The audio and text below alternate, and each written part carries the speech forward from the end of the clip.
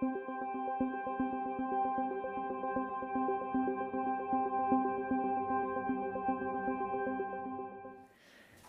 afternoon to all of you. I came in when everyone was extremely calm, so I took off my heels and walked to my seat with no shoes on, not to bother you. President of Iceland, ministers, excellencies, ladies and gentlemen, thank you for the kind invitation to address this year's Wellbeing Economy Forum, and allow me to begin by congratulating you on this very important event. When scanning the agenda, I was very impressed by the list of speakers and participants who have gathered in Reykjavik for the next 2 days, representing politics, businesses, and academia. This is exactly what is needed for a vibrant exchange of views and to move us forward. Allow me also to join others in warmly welcoming guests from abroad, including Minister Tom Arthur from Scotland and Madame Gabriela Ramos, which I've already met, Assistant Director General of UNESCO, to name only 2 of the numerous distinguished foreign participants. And thank you, President Guðni Jóhannesson, for a very authentic speech. During your tenure, you have truly been a strong voice in favor of societal well-being, with your persistent emphasis on mental health of young people, to name only one of the issues you have highlighted during your presidency. And as a parent and a family man, you've shown us that work-life balance can be achieved, even when it brings its challenges as well, and also for presidents. The importance of taking our work seriously, but ourselves less so, is something that I relate to and I can see in you as well, and I actually think is quite important, because at the end of the day, we are all just people. Now, as you know, Iceland has supported and promoted the concept of the well-being economy for some years now, together with a group of countries in the so-called Wellbeing Economy Government Project, the other countries being Scotland, New Zealand, Wales, Finland, and Canada. And this has been a very productive cooperation on both political, administrative, and academic level. And we have benefited from exchanging views, knowledge, and experience. For this, we are thankful to our partners.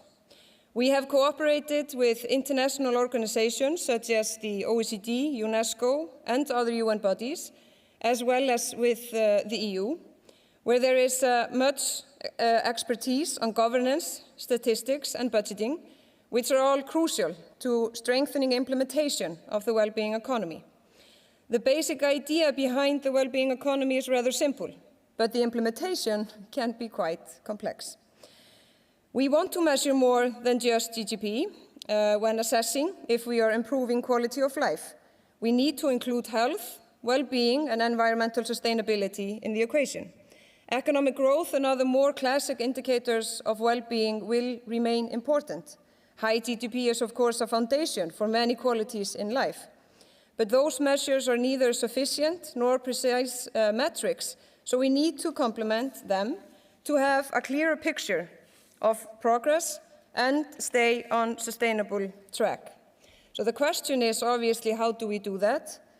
In Iceland, we are following 40 indicators to track the progress of the well-being economy. They include economic, environmental, labor market, and social factors, and they are compatible with well-being indicators published in other countries and international organizations.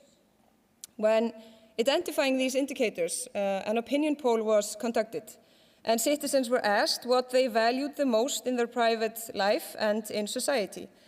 And interestingly, health was at the top of the list, and health can be actually quite broad. And furthermore, we have integrated 6 well-being priorities into the 5-year physical strategy. They are mental health, secure housing, a better work-life balance, carbon-neutral future, innovation and growth, innovative growth and strengthened information and communication to the public. And of course, I could give a lengthy talk about how we have succeeded on each of these priorities, and I'm convinced that we have, and my friends in the parliamentary opposition would probably argue the opposite, as is custom in a vibrant democracies. But I am tempted to say that in terms of the well-being economy as such, the methodology may be even more important. The fact that we are now measuring how the budget reflects our policy goals is significant, as it reflects that we have already moved beyond mere economic growth. Dear guests, as a foreign minister, I am constantly reminded of the fact that the international system is changing, and definitely not always for the better. Some way we are witnessing tectonic movements internationally, and others have argued that the roughly 30-year peaceful period after the end of the Cold War has now come to an end. We see the rise of extremism, populism, authoritarianism, with all its anger, resentment, and aggressiveness. Democracy, human rights, and the rule of law are being tested and contested on a daily basis. These fundamental values can certainly never be taken for granted. Liberal democracies around the world have come together to meet all sorts of challenges. There is more international cooperation in many areas, and there is a greater solidarity among those countries that want to safeguard the principles of rule-based international order. And I mention this here because everything is linked to everything else. There is no well-being in war zones. There is no well-being if the rule of law is not respected, and when human rights are being violated. There is no well-being where there is poverty and hunger. So by the same token, a society which respects and promotes the well-being of its citizens is so much more likely to be peaceful, both within itself, but also towards others. Promoting the well-being economy is therefore also a part of a broader strategy to strengthen the inner resilience of states and their peaceful coexistence with others. Because in the end, we are all just people. And this is also why the principles of the well-being economy and the UN Sustainable Development Goals are so strongly connected. SDG 5 on gender equality is a good example of this, as gender equality is directly linked to well-being of both men and women and others. And I have to say that sometimes I feel when Icelanders, and therefore myself in my position, is talking about gender equality and how important it is, sometimes it's directly said, and sometimes you can sense that some believe that this is something that we can afford to focus on because of our quality of life, because we are almost done with so many other things that we now can afford to talk about gender equality.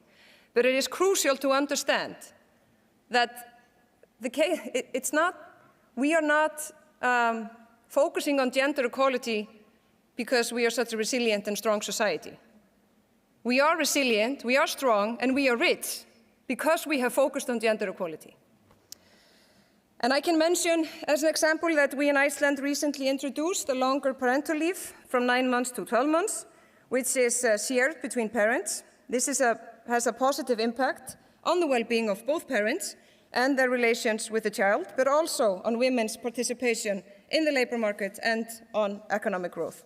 But just like our president said, Iceland is not a paradise, even though we are compared to others in a very good state, and the same goes with our gender equality.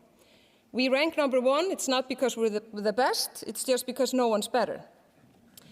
And it is in those rights and that mindset and culture also extremely important to never forget that you can never take any of those rights for granted. That we have seen, even in my generation that was promised that these horrible things happening in our continent would never happen again. That's not the case. So we can never forget what is worth fighting for, cherish, and nurture. So we all know that we need to do more to tackle both climate change and ensure sustainable use of resources. We need more equality within and between societies. We do need more economic forces, including the free market economy, to support this. But the devil lies in the details, and moving from policy making to policy implementation is usually harder than we think. That much I have learned over more than 7 years in different ministries. But I have also learned that it is absolutely possible. So fresh ideas and innovative approaches are welcome. New thinking is needed to deal with today's challenges. This is where you come in and why you are here. So I wish you a very fruitful work at the Wellbeing Economy Forum. I do hope that you will get the delicious food. I see that the sun is now shining. We can never promise a good weather, but we can promise good food. So I say thank you. Tack.